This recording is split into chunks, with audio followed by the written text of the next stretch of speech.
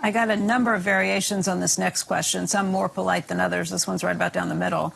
But this is from Mark Blakely, who writes in from Tulsa, Oklahoma, and he says, like many, I'm a proud Berkshire Hathaway shareholder. However, in comparing the performance of Berkshire with the S&P 500 over the last 5, 10, or 15 years, I've been disappointed in Berkshire's underperformance. Even year to date, Berkshire is trailing the S&P 500 by 8%. To what would you attribute Berkshire's underperformance? Well, I can't imagine ever selling my Berkshire stock. At some point, money is money. Well, I agree with everything that I forget his name, but said. I mean, the truth is that I recommend the S&P 500 to people, and I happen to believe that Berkshire is about as sound as any single investment can be. In terms of earning reasonable returns over time, but I would not want to bet my life on whether we beat the S&P 500 over the next 10 years.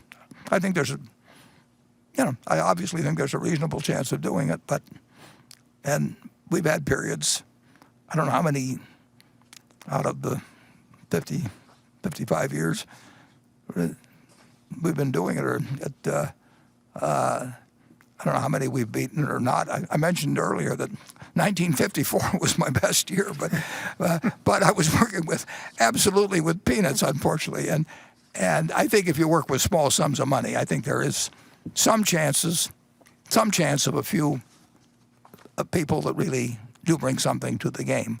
But I think it's very, very hard for anybody to identify them. And I think that when they work with large funds, it gets tougher.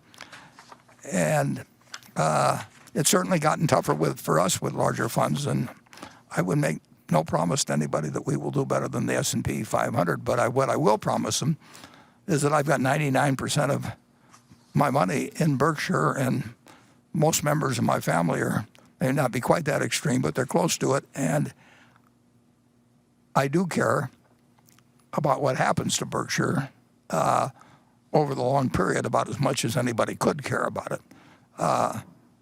But caring doesn't guarantee results. It does guarantee attention.